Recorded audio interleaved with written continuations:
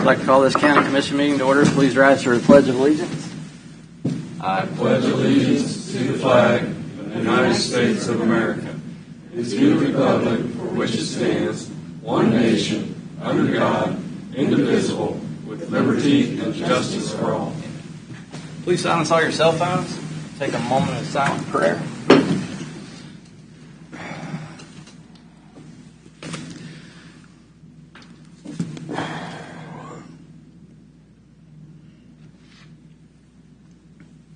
Thank you. I'll begin the roll call this morning with Commissioner Mike Stephen. Here. Commissioner Vicki Cox. Here. Commissioner Mike Smith. Here. Commissioner Jeff Culberson's here. Commissioner Doug Smith. Here. All present and accounted for.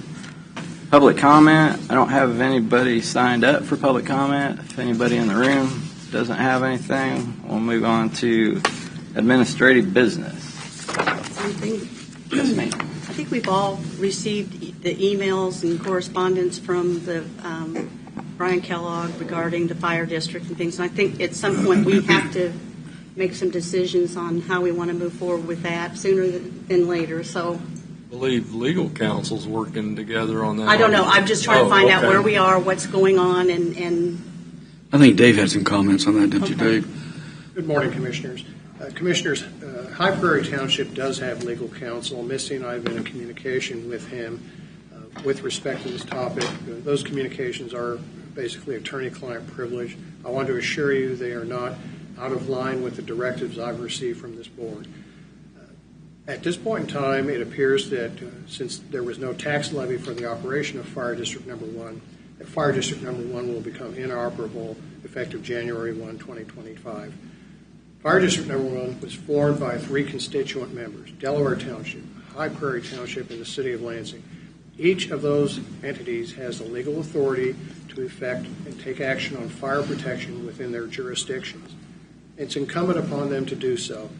This board created Fire District Number 1 with the express directive from those 3 parties to not become involved in it other than through the formation of the fire district.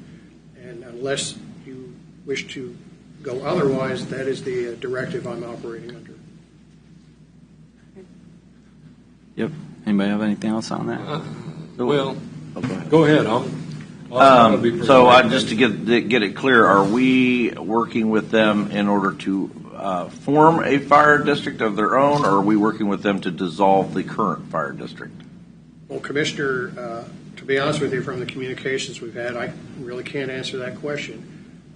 I've received expressions from High Prairie, not attorney-client privilege, but from emails that you've all received, basically requesting that the county become involved in their fire protection plan. And unless you feel otherwise, my understanding is the county is not involved in their fire protection plan. Well, that's my position. I don't know what everybody else Yeah, the same way. You're correct. Well, Commissioners, there is nothing that I do better than nothing.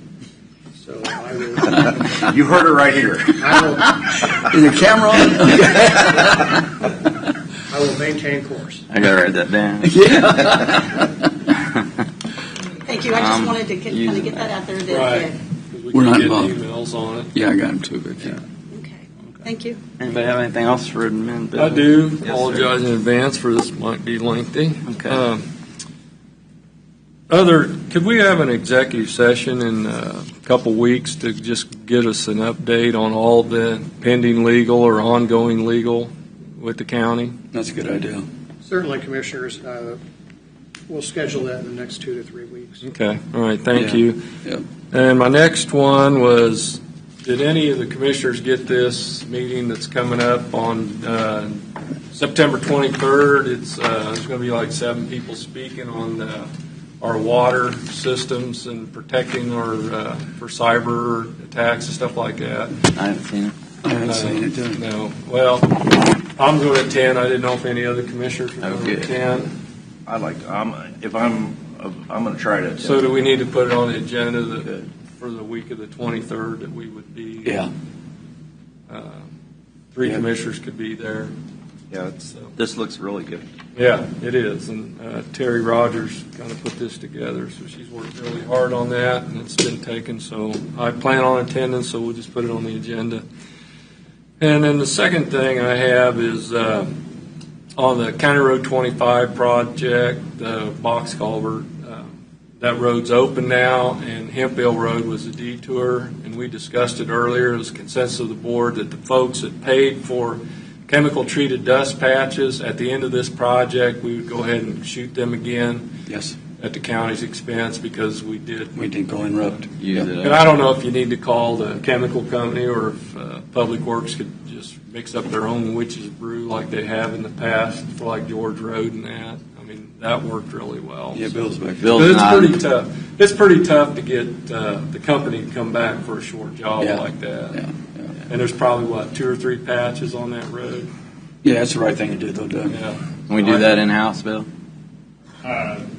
Yes, Commissioners, we can apply some sodium chloride to the road and try to reactivate the existing, or we can touch base with Skywood Industries to see what the cost is and see if they are still available to spray anything. But this late in the season, I'm not sure that they would be willing to come out for such a small load. They have completed them all, right? To my knowledge, they have. Oh, okay, because it seemed like they were a little behind this year. Yeah, they didn't. We didn't receive a full list till after July 4th. Okay. So if we do it in-house, any ballpark figure on how much that might cost? Maybe $125. I'm not sure. Oh, Plus- we can afford that. I mean, that's just material. There's Yeah, the material. obviously That's the some material wages in cost. If you take the labor and the equipment cost, Triple it. or quadruple. Yeah, but out of pocket, that's what we're looking at, 125. Okay. We can mix it in our salt brine tanks. After last week's meeting, 125. That sounds like a really small number. Anyway, one thing while you're up there, we've been getting a lot of correspondence about the rerouting with all the projects in the northern part of the county. Does that seem like that's kind of resolving itself, or are you getting a lot of calls as well? We received a large number of calls regarding the closures and planned closures of the roadways. There is no good time to close roadways. In the coming years, we have a lot of major thoroughfares that are going to be closed. If we were to delay these projects and do them consecutively, they would interfere with the Tonganoxie Road projects. We have to close Fairmount Road again. We have to close 179th Street. We have to close Golden Road. We have to close 235th Street all next year. And so while it is a bit of an inconvenience, or it is in some cases more of an inconvenience than not, but it is necessary to be able to do the improvement projects, and we can't necessarily schedule them one at a time. And county-approved reroutes are not rerouted onto dirt roads, correct, or rock roads? The county does not post detours from hard surface roadways onto gravel roadways in most cases. So, just people use Yeah, it because I mean- they know the roads. yeah, people. I mean, there are faster ways, but we're not going to give those routes because it's not the policy to route onto those roads. Generally, we try to follow KDOT guidance on our projects, and that is KDOT guidance is to not post from a hard surface roadway to a gravel roadway. They will not do it on any of their projects, and so we have made a practice of not doing it on ours. Except for George Road. But, yeah, go ahead. George Road was actually not posted, but may have been used by It wasn't an Like official 2,000 cars a day. 1900. And officially the detour on that project was 59 Highway to 24 Yeah, around yeah. Tonganoxie. Listen, I shouldn't even brought it up. You're right. That's yeah, Water River Bridge. But and when we we're talking about closing these bridges, we may be closing some bridges permanently in the future. We're these gonna- temporary ones should be a cakewalk when it comes to finally deciding this bridge we don't have the funding for. we've got one right now that's probably going to be permanently closed in the next 6 months. So that's the alternative. Yep. And we get it. We know, it's a big inconvenience, but it's a growing pain. I mean, it's necessary. Can't fix Exactly. bridges. Yep. It sucks, but it's about all you can do. So, thanks, Bill. Yep, thank you. All right, we'll while we're talking about that, every year we've sent letters to the outside agencies that says do not expect funding. Are we going to do that again this year, or are we just waving the white flag and giving up? I was planning on sending another one and maybe even give them suggestions on where else they could get sources of funding. Send out the letters, make suggestions on where they might seek other funding, because this is not going to be sustainable, because we're over $500,000. That'd be 2 bridges with matched funds with the state. Yep, and I tried to get that point across in the meeting last week. So what 2 bridges are we going to close in? That's where we're at. So on the topic, I think we probably should either have a work session or have a conversation here about which of the outside agencies are outside agencies that we believe going forward will be funded and which of them will not be funded. And then when we get that conversation had, then the ones that we believe probably are not going to be funded long term, they're the ones that should receive the letter. How about we just put it on the ballot and just ask the voters, do we fund outside agencies that we are not statutorily required or contractually obligated, and let the voters decide? I like that idea, People too. upset about this budget last week. Well, I'm pretty sure there are people that are upset. You saw how the room was filled with folks that were concerned about the funding for the county extension office. They were very upset, and then we had people very upset about economic development. And Riverside so resources. I think we need to have Riverside resources. So we need to have a conversation to decide what outside agencies that we believe are going to be funded and which ones are probably not. It'd be easier just put it on the ballot and let the voters decide. Well, but I think where their money goes. I think sometimes there are, we're also charged with That's where I was securing going. the health and welfare of the residents of Leavenworth County. And from time to time, there are organizations that fill that gap that we can't fill or that we don't fill through the existing services that are provided through the county. And I think that's something that we need to take into consideration when we are making Agreed. those decisions. There are some things that are essential that really are critical services that are provided that, and I think one of the things that we also need to probably look at is having more communication with those organizations that have traditionally received funding from the county because they were viewed to be that important, that they assist us in working with our legislators and things at the state level. That's the main thing right there. At the state level to begin to look at some of the solutions and how some of that funding might be either put through to the counties to make those decisions on, or to increase their funding that they receive in general so that they're not having to seek that type of assistance. None of them signed on to support us in the LABTR crusade. Right, but I think that those are some of the, right, I'm saying, but did we communicate that? And maybe we need to make sure that we communicate the need for their input and assistance in maintaining or receiving those funds. And They then show up once a year and ask for money, Right, they and get it, that's- and you never see them again until the next year. It's just like the Senate Bill 13. They should have been helping us fight that because that negates all Some- the advantage of the But new sometimes, construction. it's kind of like, oftentimes people say, I don't volunteer, why don't you volunteer? And the answer is because nobody asked me. Yeah, Well, I agree with Mike. it's- I think Yeah, we- Mike's got a good idea, I think. I think Go we ahead need and to have bring a that work down the session with line. them ahead of Let's, time. let's take a Well, we look need at to it. do it sooner than later. Exactly. Okay. And protecting our heritage as Leavenworth County, the first county in the state. The extension That- office was the that first has a extension office in the state. Value to it. I agree. So I think that I'm not against funding for some of our museums, especially if we target projects, special projects that they need. I think that's a valuable service the county has done over the years. But on the outside agency funding, if you look at that funding, we've reduced it from over 900,000 to about 454,000. But it So increased this year. It increased this year over last year. Well, I haven't looked at that number specific, but I know over the last 5 years it's decreased by almost 500,000. So if it incrementally went up, I don't know, it certainly didn't go up to 900,000. No, it didn't go, but it increased. But They got an increase. But those are things that I think you're right, we need to have a work session and we need to set priorities or make a determination how we Yeah. want to move forward Yeah. with it, whether you want to put it on a ballot or whether you want to figure out setting aside a specific amount of funding and then for what organizations.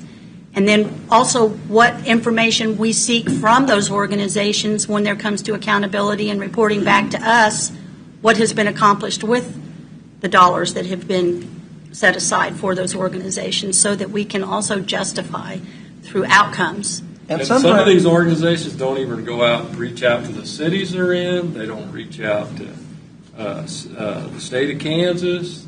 They just come here. Well, I know that but kind of, city, county, dollars are dollars, so. Well, they are, but Well, and a lot when of you people. get a letter from the school district wanting us to raise our taxes to fund organizations, I think, and they're the ones that get the lion's share of the taxes, maybe they ought to step up and put some money in. Well, and a lot of people in the general public probably don't know either the extension office or 4-H in Leavenworth County was the first extension or 4-H. I can't remember which one it is. But being that as it is, I still K-State don't ought to be like. willing to fund that a little heavier. But I still don't like choosing people's charities for their tax I don't money. either. I don't think that's what the county commission should be doing. So. but Not when we got sometimes bridges we got to close. sometimes this board has to make decisions on priorities. That's a part of the budget process. And I can guarantee you there's some things, if you put it on the ballot, that we would not be funding if the voters decided. For instance, just throwing this out there is, do you think the voters would support mental health services for prisoners? They might not, but we're required to fund mental health services for prisoners. So not everything that the voters are not always informed to the point that the body that's governing the county is informed, and sometimes governing by plebiscite is not the right governance. Correct. But that's why I said statutorily required. We are statutorily required to do that.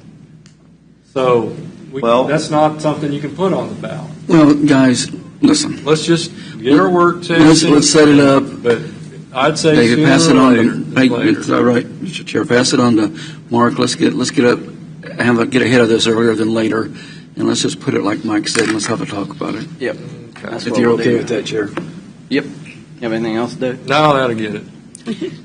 Anybody have anything else? I just want to remind everyone, I've been doing this the last few meetings, but in the previous 4 years compared to the 4 years before that,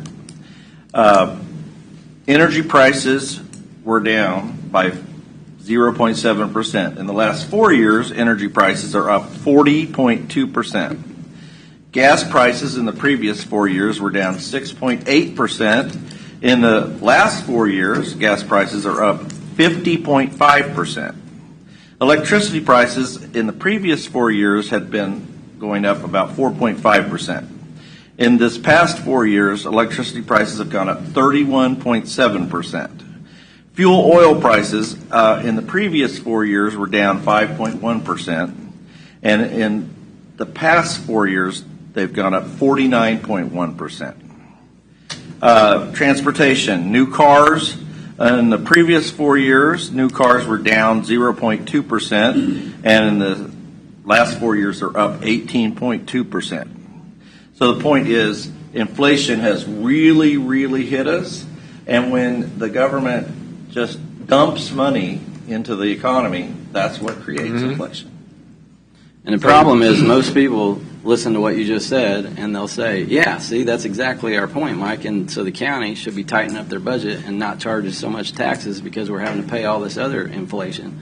But what they're not understanding is the things that the county is doing with your tax money are the necessary things like the roads and the bridges and the snow removal. So we can't just say we know times are tough, so we're not going to charge you as much. We're telling you times are tough. It's costing you more to get the things you have to have done. I just wanted it to be an educational process as we're considering. I thought maybe you were using this to say we need to get out of the historical registry here so we can put some energy efficient windows in this courthouse. not have the old windows. I don't know what the rules are. Well, that's it. We have rules because we're in the historical registry. I think we brought that up in 1990. Yeah. Anybody have anything else? No, we better get I on. have one positive thing Oh, okay. to add this morning. Thank you. So, Yay! we had an This is Eagle, very positive. we had an Eagle Scout do a project for us, so there's a letter we're going to sign from the County Commission. Dear Mr. Sickler, Nathan Sickler is the Eagle Scout that completed this project. The Leavenworth County Board of County Commissioners has been notified that you have completed your Eagle Scout project and met all the other requirements to earn the Eagle Scout rank. The board congratulates you in your work for cleaning and painting the fence along the Riverfront Park for your Eagle Scout Leadership Service project, putting in 350 hours to complete. The Board of County Commissioners commends you for your leadership skills obtained through the scouting program and thank you for your benefiting of the community of Leavenworth County. Good luck in all your future endeavors. Excellent, excellent. Thank you. Quite an I'll sign accomplishment. that one. It's Get it. excellent, excellent. Maybe the scouts should be in here asking for money. They'll be next. It's a youth program. Yeah, they'll be next. All right, moving on to consent agenda. Motion to approve the consent agenda as presented. Second. I didn't mean to throw two things at you at the same time. That's Sorry. what you did, shame on you. Have a motion and a second. Any further discussion? Hearing none, begin voting with Commissioner Stevens. Aye. Aye. Aye. Aye. Aye. Consent agenda passes. Moving on to formal board actions. Consider motion finding that the proposed final plat, as outlined in case DEV 24051 and 52, is compliant with Leavenworth County zoning and subdivision regulations, and move that the proposed final plat be conditionally approved and accepted by the board, subject to the conditions set forth in the staff report and as adopted by the Planning Commission. Morning, Amy and John. All right, case DEV 24051 and 052 is a request for preliminary and final plat for Metro Estates. The property is 25402 Metro Avenue. The proposed plat is for 3 lots to be created out of the single lot that's currently there. The property was rezoned to RR 2.5, bringing this subdivision into compliance with the road frontage and minimum acreage standards. The applicant did have to request for an exception from lot depth to lot width due to the layout of the original lot. It was hard to meet those lot depths to lot width requirements of the 1-to-1 ratio, but the Planning Commission did consider this at their August meeting and recommended approval of the exception, and therefore has recommended approval of the plat to the board. If you have any other questions, happy to answer them. I have a question for Yes, sir. One of you guys. Guys or ladies. When we're making these exceptions, do we have an objective standard that we're using, or is this just a... Yeah, absolutely. In our regulations, there are 3 factors that the Planning Commission has to consider when approving an exception. Those three factors are listed in the staff report that went to the Planning Commission, and they are that there are special circumstances or conditions affecting the property, that the variance or exception is necessary for the reasonable and acceptable development of the property in question, and that the granting of the variance or exception will not be detrimental to the public welfare or interest to adjacent properties. So they consider those 3 factors. We also have the applicants provide a narrative explaining the rationale for their exception request based off those 3 factors. So yes, the Planning Commission has to find that those factors have been met before they can grant an exception. So this, just for public consumption, this is not just a willy-nilly, we're offering variances. We are following objective rules and standards in order to see that the property in question qualifies. Those 3 criteria are what's considered in every exception. So the applicant has to make their case, and the Planning Commission has to make a finding specifically on the exception before they move forward on approval or denial of the plat action itself. So it's not incorporated into one general action. The exception is an action in and of to itself. So it's a legal process that's followed, and we're Yes. Following specific specified rules. Yes, that are outlined in the subdivision regulations.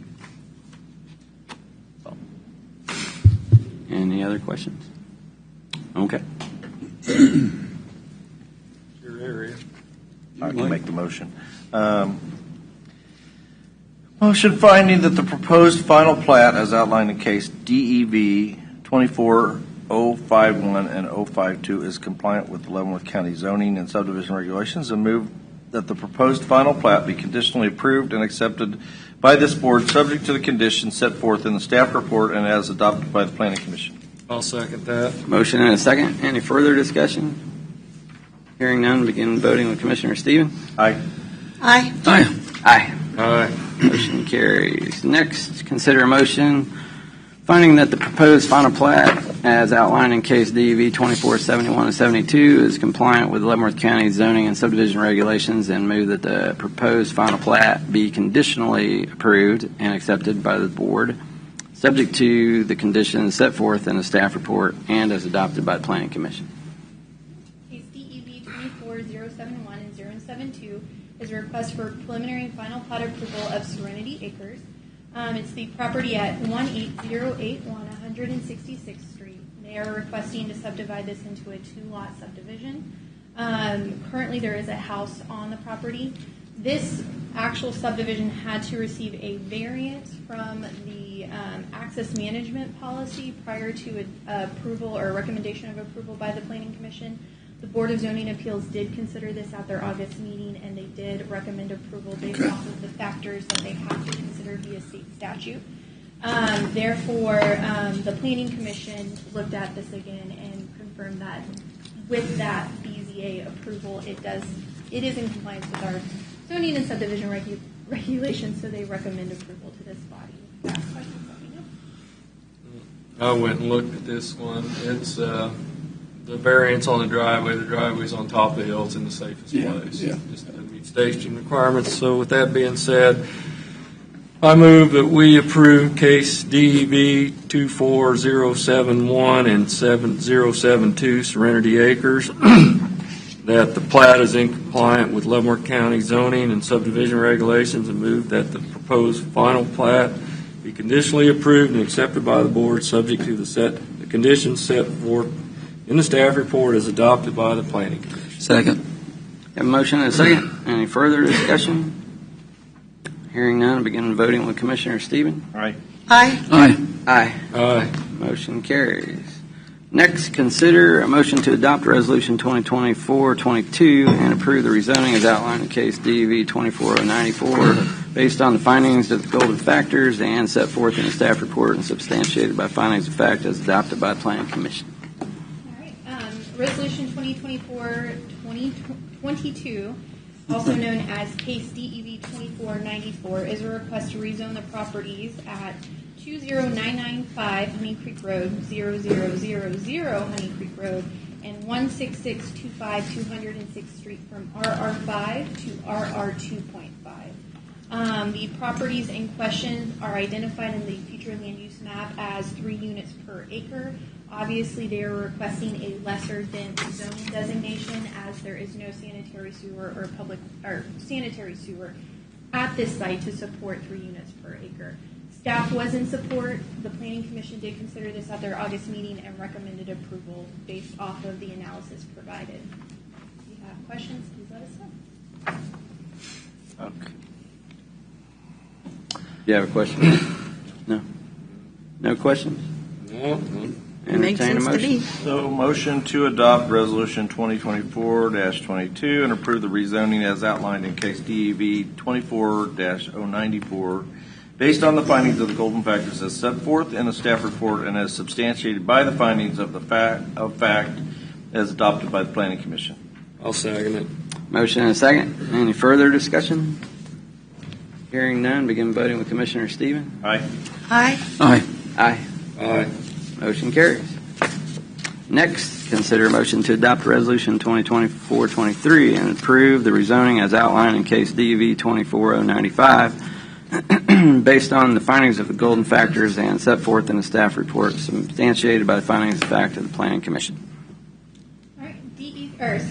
Resolution 2024-23, also referred to as DEV 24095, is a request to rezone the property at 13963 206th Street from RR5 to RR2.5. This parcel is actually comprised of two parcels. One is non-compliant. In order to bring it into compliance, they need to rezone this property to 2.5. The Planning Commission did consider this request. They reviewed the factors that are to be considered. The future land use map does designate this as 2.5 acre minimums, so they recommended approval.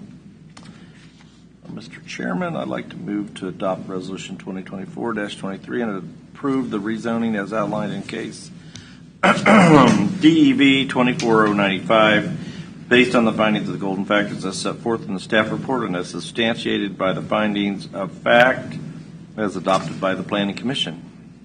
Second. Have a motion and a second. Any further discussion? Hearing none, begin voting with Commissioner Stephen. Aye. Aye. Aye. Aye. John, I got one question for you, if I could, Chair. Yes, sir. Off this. I've noticed lately there's a lot of 8, 0, and 1 absent vote. Is this one absent vote a different person, or is it the same one constantly? There have been different absentees. We do track the Okay.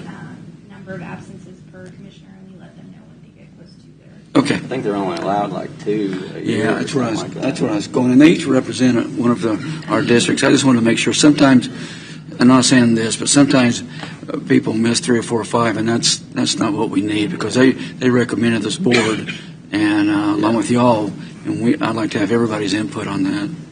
Just a question. Thanks. Thank you. So, do we have a round of folks that are coming up for reappointment, or did we already do that? We just had a round that you reappointed to those On the consent. positions. Yeah, we did, Mike. All right. So, I do want to express appreciation to the folks that are on the planning commission. Absolutely. Absolutely. And any other boards that we have. Sometimes they get themselves into Thankless. some real Exactly. difficult positions because people don't understand land use, and there's a lot of emotions with land. You think? Yeah. It seems like their emotions are from the ones who don't own it. Yeah. Is that true? Douglas has a point. You can pay for it, you can pay the taxes, but I'm going to tell you how to use your property. That just grinds my gears. And most people are opposed to that until it gets to be across the street. Yeah. Then they should have bought it. Yeah. I understand, but you know what I'm saying. I mean, That's what choose your battles wisely. Thank you, Commissioner. Jeff, Amy, thank you. Thank you, folks. Thank you. That concludes our formal board actions for this morning. Presentations and discussion items. You can go around the horn. Commissioner Stephen, do you have anything this morning? Well, I just express appreciation to my lovely wife. She got elected to be vice chair of the Republican Party last night. So Congratulations. I don't know when she's going to have time to do all this, but I will be the first man. We're proud of you. Well, congratulations. That's great. I didn't look at it like that, but Let's see. that's a different spin on it. And she didn't even have to give her speech last night. No, she had her speech already. And nobody wanted to run against her. Yeah, I just had the Transit Authority meeting last Wednesday afternoon, and that was pretty much it. Chairman, I don't have anything.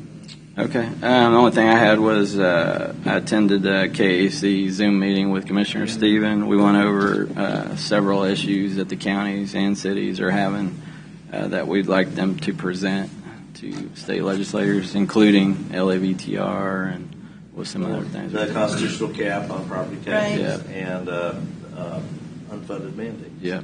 And I should have brought that up. That was an important deal. We'd like them definitely to lobby on our behalf.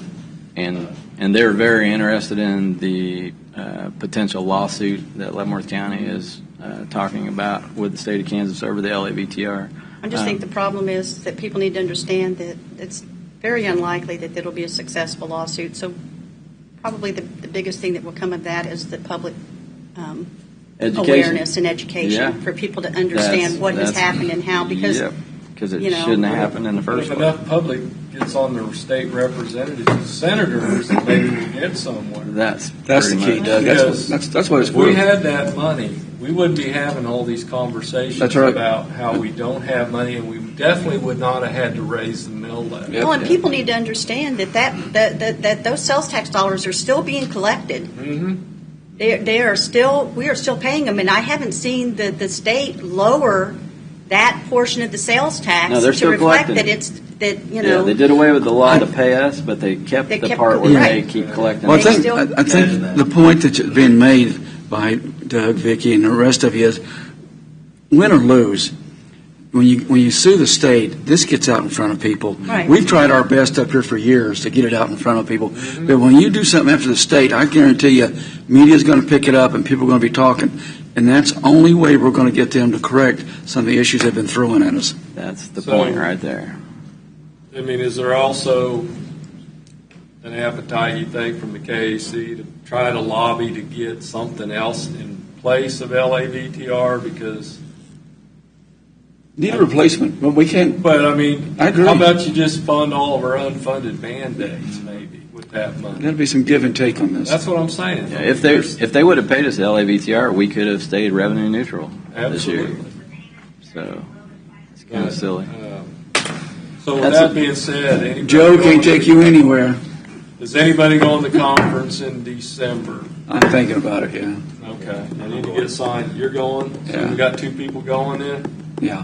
I won't go I'm then. not going. Yeah. anybody going? I haven't gone to one December. I think I'll do that one. October, No. economic. development. I'm going to that one too, because I thought that was good Is last that year. Yeah, Wichita? it's good. Yeah, that's a good one. If you have a chance, you should. It's really good. And they really tell what the economic. Oh, trends they are. laid on the line. So you guys will take care of December? I Yeah. can go ahead and retire. You can go, you can retire with our blessing, All Doug. right, and I'm not going. Okay. That's all I have. I was just going to make a comment on that. The KAC. And I did speak to my state representative last night about it, and there is an understanding of how important property taxes is. There's still well, I don't know what we should do, but I understand how important it is. So that's the first step. Now we just got to get them to. Maybe look at the list of 6 things we told them they could do. But Would be a good now start. that Again and So- again Yeah. and again. Yeah. But what I've realized is how important it is. Like KAC is one group. Well, folks, if you're on the board, if you are a member of Farm Bureau, you need to approach your board, your county board, and then the state board, and you need to tell them how important property taxes is to you, and residential, commercial, and agricultural. It all goes together, and you need to tell that board how important it is to you, because they lobby in Topeka. If you're on the KLA board, or if you're have any connection to that, you need to register your views with the Kansas Livestock Association, how important residential property tax is to you, and that you need something done in Topeka, because what's happening, and also Chamber of Commerce, all these different groups, because it tends to be, and this is unfortunate, that our legislators, when they're deciding how to vote, they're listening to input from these folks, Lobbyists. and because these folks write checks, and that's what I've learned. These folks write checks and are. So if we can get these groups to change their stand on the property, we can't have these groups opposing us when we're asking the legislature to put a cap on property taxes, because that's part of the problem. But You're some more of of them a have powerful special interests. organization. They are real. Lobbying. So in other words, this is going to be probably a long-term project, but everybody's got to be involved in all the groups. Where I get confused, though, if you pay property tax, you know how important property tax relief is.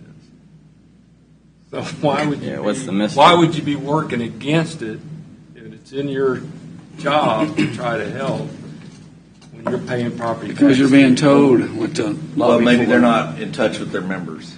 They're being told which way to vote. Let's be honest. Let's just lay it on the line. When the money talks. Mike, you should be a good example of this to anybody. When money's thrown at something, money can buy elections. I used to be naive to that until I started working for the county. That happens, and we're seeing it. So until these people get called on this, we're going to continue to see this happen. Leadership said, vote this way. You're going to have to vote this way. I got people knocking at my door right now, coming around, walking. I said, listen, you have to tell me right now that you're going to stand up for Leavenworth County. And it's not going to be, if it's a leadership not. Until we fix that, and get the leadership recognizing that there's a lot of people out there that are elected by all of us, we're not going to get it changed. They said last night at the meeting that one of our local senatorial races is going to bring in spending of up to $1 million. Yep. $1 million on a state Senate race. Mike, I've heard it's higher than that talking to some people. And that, who are these people Yep, that are investing in the state Senate? I don't know that they're representing the people. Can't be from Kansas. But that's our problem on getting a cap on property taxes or getting any kind of sharing of funds.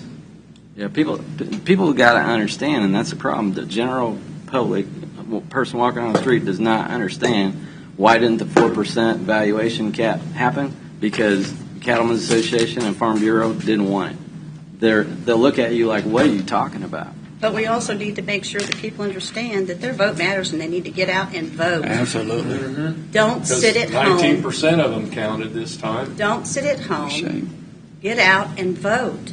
Exercise that right that has been given to you that is so precious. I mean, there's My so many dad people used to say all the time when he'd look at somebody, okay, they come in and complain about something. Did you vote? No. Leave the room. No, You've got to vote, folks. You've got to vote. Yeah, because those entities we're talking about thrive in this environment of low voter turnout. Yeah, when only they do. 17% voters show up, they can get anything they want Control. passed. So that's the problem. But I will say one thing for county commissioners, and I know we're going a little longer. Since I've been here, I've seen on the property tax this group go after it, and I honestly believe if it hadn't been for this group, they would not have got rid of that law because we put so much pressure on them and got so many things out by mailing out the letter you wrote, Jeff, and talking. Mike and I down in Hayes talking at the conferences, and Vicki and Doug talking at the local. I don't think they would have stopped it. I think it would have continued. So they did what we expected them to do, and they got rid of it. Kansas. I know. See, that's a drive. Anyway, I'll tell And you. believe it or not, a lot of people didn't know. That's right. Nope. Well, we found that out in Hayes. Elected, people are newly elected. The new elected is what we started to go, what are you talking about, Mike? Yep. And managers and administrators. That's right. That's right. So, Okay. During the special session, there was a hearing, and it's on YouTube. You go to the Kansas Senate, the Taxation Committee, the Kansas Senate, and they had a hearing on this property tax cap. And there was a great conversation that was had between Senator Tyson and the lobbyist for the Kansas Livestock Association. And I think the public should go watch that. Go watch that video, and you will see what we're facing when we're dealing with the fact that we need to put a cap on residential and commercial and agricultural property taxes. But you'll see what the argument is that is being made, and it's a very flimsy argument, in my opinion. But this is the argument that's being made, and if this argument prevails, the status quo continues, and what that means is your property taxes are going to continue to go up, up, up. So in order to get this conquered, we're going to have to convince the groups that it's in their best interest as well. That's a valid point, Mike. Very well. Motion to adjourn. Second. Beginning voting with Commissioner Stephen. Aye. Aye. Aye. all right. We are adjourned.